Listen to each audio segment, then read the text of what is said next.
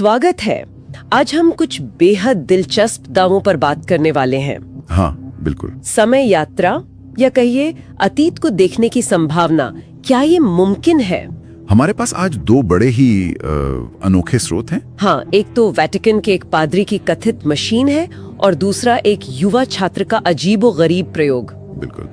इन स्रोतों के जरिए हम समझने की कोशिश करेंगे कि ये दावे असल में क्या थे और इनके पीछे कितना विज्ञान था, कितना रहस्य। हाँ, हमारा मकसद यही है कि इन कहानियों के जो जरूरी हिस्से हैं और उनसे जुड़े सवाल वो सामने लाएं। तो चलिए पहली कहानी से शुरू करते हैं। फादर पेलेग्रिनो अर्नेटी और उनका क्रोनोवाइजर। हाँ, क्रोनोवाइजर। 1972 में इटली के एक अखबार ने दावा किया कि फादर अर्नेटी ने एक ऐसी मशीन बनाई है जो अतीत देख सकती है। और सिर्फ देख नहीं सकती बल्कि कथित तौर पर उन्होंने ईसा मसीह के सूली पर चढ़ने के दृश्य भी देखे थे। ये तो बहुत बड़ा दावा है। और बात यहीं खत्म नहीं हुई। अर्नेटी ने यह भी दावा किया कि इस गुप्त प्रोजेक्ट में एनरिको फर्मी जैसे लोग शामिल थे। एनरिको फर्मी, जिन्होंने पहला न्यूक्लियर रिएक्टर बनाया। वही, और वर्नर वॉन ब्रॉन भी, मतलब रॉकेट साइंस के जनक। ऐसे 12 बड़े वैज्ञानिकों के नाम लिए गए। ये तो सुनने में ही अविश्वसनीय लगता है।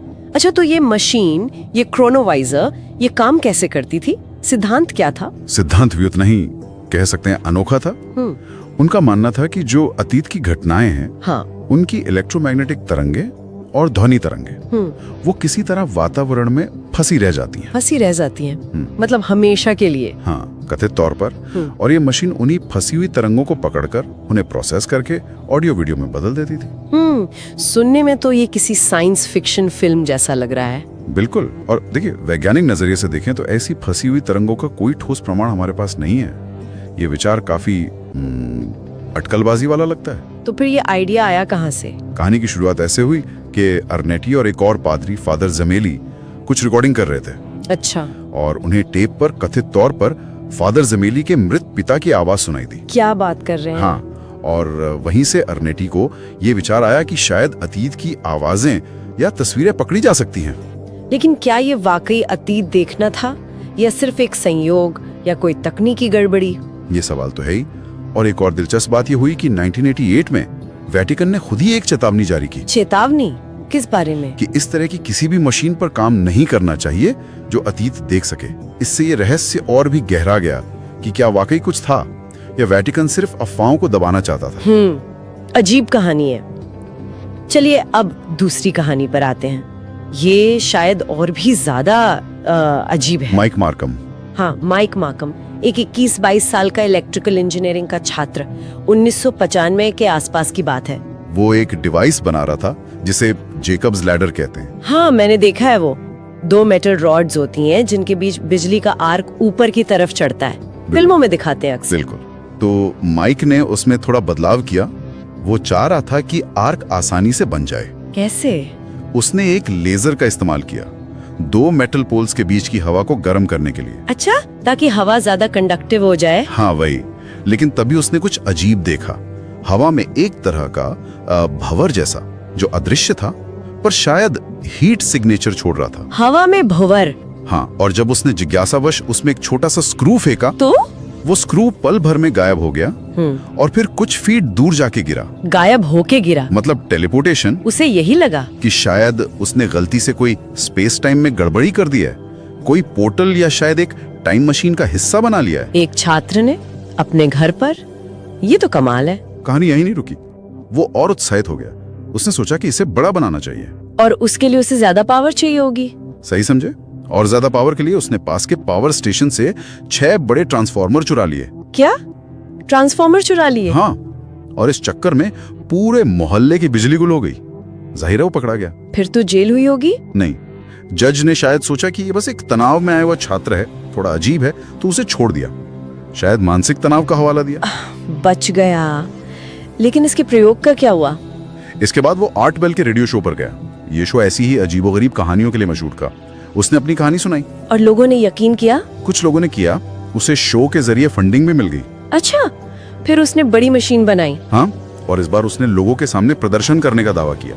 और कथित तौर पर प्रदर्शन के दौरान वो उस बड़ी मशीन के अंदर कूद गया। कूद गया मतलब? और गायब हो गया। पूरी तरह से गायब? हाँ, बाद में उसने फिर 8 बेल से संपर्क किया, दावा किया कि वो सिर्फ कुछ सेकंड के लिए गायब हुआ था, लेकिन वो 800 मील दूर पहुंच गया था, और वो भी 2 साल भविष्य में। 2 साल भविष्य में? ये कैसे मुमकिन है? ये उसका दावा था। फिर उसने कहा कि वो वापस कोशिश करेगा, इस बार एक फैराडे केज के अंदर बैठकर। Faraday cage? वो जो बिजली से बचाता है? हाँ, वही मेटल का पिंजरा। शायद उसे लगा कि वो उसे किसी तरह के बुरे असर से बचाएगा। वो फिर से उस पोर्टल या मशीन में कूदा। और इस बार वो हमेशा के लिए गायब हो गया। हमेशा के लिए? मतलब वो कभी वापस नहीं आया? कभी नहीं। लेकिन कहानी में एक और मोड़ है। एक और? हाँ, सालों बाद 8 बेल को एक गुमनाम कॉल आया। कॉल करने वाले ने 1930s के दशक के किसी पुराने अखबार का जिक्र किया। 1930s? हाँ, उस अखबार में कैलिफोर्निया बीच पर मिली एक लाश की खबर थी। लाश बुरी तरह से कुचली हुई थी, जैसे किसी बड़ी मशीन में फंस गई हो। और सबसे अजीब बात, उस लाश के हाथ में एक अजीब सा उपकरण था जिसे कॉल करने वाले ने सेलफोन जैसा बताया, और लाश का हुलिया कथित तौर पर माइक मार्कम जैसा था। 1930 में सेलफोन जैसा उपकरण और माइक जैसा हुलिया, ये स्टीफन हॉकिंग की थ्योरी के एकदम खिलाफ जाता है। बिल्कुल, यहीं पर विज्ञान और ये कहानियां टकराती हैं। आइंस्टाइन का सापेक्षता सिद्धांत हमें टाइम डायलेशन के बारे में बताता है। हाँ, कि बहुत तेज गति या बहुत ज्यादा गुरुत्वाकर्षण समय की गति को धीमा कर सकता है, जैसे इंटरस्टेलर फिल्म में दिखाया था। सही, या जैसे इंटरनेशनल स्पेस स्टेशन पर अंतरिक्ष यात्रियों के लिए समय पृथ्वी की तुलना में थोड़ा सा धीमा बीतता है। ये वास्तविक है, पर असर बहुत बहुत मामूली होता है। लेकिन क्या ये समय में पीछे जाने की इजाजत देता है? सिद्धांतिक रूप से कुछ फिजिसिस्ट जैसे रॉन मैलेट सोचते हैं कि शायद शक्तिशाली घूमते हुए लेजर बीम्स स्पेस टाइम को इस तरह मोड़ सकते हैं कि बंद टाइम लूप बन जाएं। यानी समय यात्रा संभव हो सकती है? सैद्धांतिक रूप से शायद, लेकिन ये अभी सिर्फ गणितीय मॉडल हैं, कोई प्रायोगिक सबूत नहीं। और फिर स्टीफन हॉकिंग वाली बात आती है। हाँ, कि आप अतीत में तभी जा सकते हैं जब उस समय में भी कोई टाइम मशीन मौजूद हो, एक तरह का निकास द्वार। एग्जैक्टली। आप पहली टाइम मशीन बनने से पहले के समय में नहीं जा सकते। लेकिन माइक मार्कम वाली कहानी, अगर उसमें जरा भी सच्चाई माने, तो वो 1930 में पहुंच गया। तब तो कोई टाइम मशीन नहीं थी। हाँ, यही उस कहानी को इतना विवादास्पद और कह सकते हैं अविश्वसनीय बनाता है। वो हॉकिंग के पैराडॉक्स का उल्लंघन करती है। तो आखिर में हम कहाँ पहुँचते हैं? फादर अर्नेटी का क्रोनोवाइजर, माइक मार्कम का गायब होना, ये कहानियां हैं क्या? देखिए, ये कहानियां विज्ञान, रहस्य और अनसुलझे सवालों का एक दिलचस्प मिश्रण है।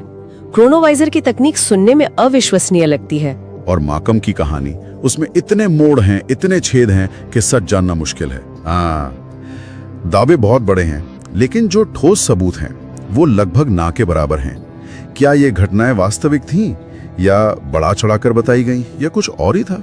ये सवाल तो रह ही जाते हैं। ये हमें सोच के साथ छोड़ जाता है कि क्या हमारे अतीत की गूंज, जैसे अर्नेटी ने सोचा, या भविष्य के यात्री जैसे शायद माइक, वाकई हमारे आज को छू सकते हैं? ये एक ऐसा सवाल है जिसका जवाब शायद हमें कभी ना मिले।